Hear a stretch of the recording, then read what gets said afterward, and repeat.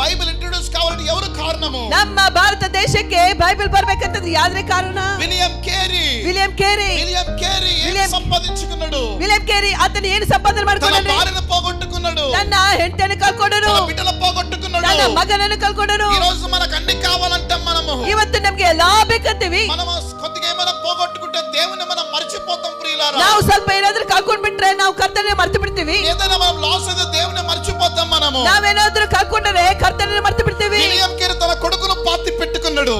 ಆತನು ತನ್ನ ಮಗನನ್ನು ಮಣ್ಣು ಮಾಡ್ತಾ ಇದ್ದಾನೆ. ಪ್ರಿಯ ದೇವನ ಬಿಡ್ಡ, ಬ್ರದರ್ ಮಕ್ಕಳೇ, ವಿಲಿಯಂ ಕೇರಿ ತನ್ನ కొడుకునే మట్టించింటా ఉన్నాడు. ವಿಲಿಯಂ ಕೇರಿ ತನ್ನ ಮಗನಿಗೆ ಮಣ್ಣು ಕೊಟ್ಟನು. తన భార్య పిచ్చిదైపోయింది, ತನ್ನ ಹೆಂಡತಿ ಹುಚ್ಚಳಾದಳು. నువ్వు కూర్చున్న గుంటె పైన చేయి పెట్టుకొని చెప్పు, నీ ఇంట్లో ఎవరైనా కానీ బాగలేకపోతే, నీ ఇంట్లో ఎవరైనా కోల్పోతే నువ్వు సేవను చేస్తావను. ನೀನು ಎದೆ ಮೇಲೆ ಕೈ ಇಟ್ಕೊಂಡು ಹೇಳು, ಇವತ್ತು ನಿನ್ನ ಮನೆಯಲ್ಲಿ ಯಾರಾದ್ರೂ ಚೆನ್ನಾಗಿಲ್ಲ, ಯಾರಾದ್ರೂ ಕಳ್ಕೊಂಡಿದ್ರೆ ಅಂತ ಸೇವೆ ಮಾಡ್ತೀಯಾ? ప్రియ సహోదరి సహోదరులారా, ಪ್ರಿಯ ಸಹೋದರ ಸಹೋದರಿ, సేవ కోసం ఎవరైనా చనిపోతే నువ్వు ముందుకు వస్తావా బ్రదర్? ಸೇವೆಗೋಸ್ಕರ ಯಾರಾದ್ರೂ ತೀರಿ ಹೋದ್ರೆ ಮುಂದಕ್ಕೆ ಬರ್ತೀರಾ ನೀವು? ఎవరు రారు, ಯಾರು ಬರೋದಿಲ್ಲ, ಯಾರು ಬರೋದಿಲ್ಲ. వచ్చమంటారు అంతేగాని ಸುಮ್ನೆ ಬರ್ತೀವಿ ಎಂಬುದಾಗಿ ಹೇಳ್ತಾರೆ ಅಷ್ಟೇ.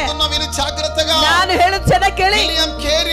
ವಿಲಿಯಂ ಕೇರಿ దేవుని కోసం ప్రయాసపడ్డాడు, ಕರ್ತನಿಗೋಸ್ಕರ ಪ್ರಯಾಸ ಪಟ್ಟನು. అరే నేను వెళ్ళకపోతే భారతదేశంలో బైబిల్ ఇంట్రొడ్యూస్ కాదని, ಅರೆ ನಾನು ಹೋಗ್ಲಿಲ್ಲ ಅಂತಂದ್ರೆ ಭಾರತ ದೇಶದಲ್ಲಿ ಒಂದು ಬೈಬಲ್ ಬರುವುದಿಲ್ಲ ಎಂಬುದಾಗಿ. అరణ్యంలో తన కొడుకు చనిపోయిండు, ಅರಣ್ಯ ಮಾರ್ಗದಲ್ಲಿ ತನ್ನ ಮಗನ ತೀರೋದನು, పాతి పెట్టుకున్నాడు, ತನ್ನ ಮಗನನ್ನು ಮಣ್ಣು ಮಾಡಿದನು. భార్య పిచ్చిదైపోయింది, కొడుకు చనిపోయేలా. ಹೆಂಡತಿ ಹುಚ್ಚಳಾಗಿ ಬಿಟ್ಟಲು, ತನ್ನ ಮಗನ ಕಳ್ಕೊಂಡು. గోడల పైన రాస్తుంది, ನಾನು ದೇವರನ್ನು ಅಸಹಿಸಿಕೊಳ್ಳುತ್ತೇನೆ. విలియం కేరి మనస్సు ఎలా ఉంటుందో నువ్వు ఆలోచన చేయి. ಆದ್ರೆ ವಿಲಿಯಂ ಕೇರಿ ಮನಸ್ಸು ಯಾವ ರೀತಿ ಆಗಿರ್ತದೆ ಎಂಬುದಾಗಿ ಯೋಚನೆ ಮಾಡಿ. దేవుడు కొడుకే ಬಿಟ್ಟು నాకు దేవుడు ఎందుకని పోయా వాళ్ళందరినీ మనం చూడగలము. ದೇವರ ವಿಷಯ ಬಂದ್ರೆ ನನ್ನ ಮಗನೇ ಕಳ್ಕೊಂಡು ಬಿಟ್ಟಿದ್ದೀನಿ, ಏನು ದೇವರು ಎಂಬುದಾಗಿ ಹೋಗಿರುತ್ತಾರೆ. అయితే విలియం కేరి, ಆದ್ರೆ ವಿಲಿಯಂ ಕೇರಿ కొడుకు చనిపోయిండు, ತನ್ನ ಮಗನ ತೀರೋದನು, భార్య పిచ్చిదైపోయింది, ಹೆಂಡತಿ ಹುಚ್ಚಳಾದಳು. ನಾನು ఒకటే అంటున్నాడు, ನಾನು ಒಂದೇ ಹೇಳುತ್ತಾ నేను ಇದ್ದೇನೆ, ಸುವಾರ್త ప్రకటించాలి, ನಾನು ಸ್ವಾರ್ಥೆಯನ್ನು ಸಾರಬೇಕು, సువార్త ప్రకటించాలి. ನಾನು ಸ್ವಾರ್ಥೆಯನ್ನು ಸಾರಬೇಕು. సహోదరి సహోదరులారా, ಸಹೋದರ ಸಹೋದರಿ, ಗಮನಿಸ್ತೇನೆ, ఎందుకు కదలిక రావటం లేదు, ನಿನ್ನಲ್ಲಿ ಯಾಕೆ ಒಂದು ಚಲುವಳಿ ಬರ್ತಾ ಇಲ್ಲ,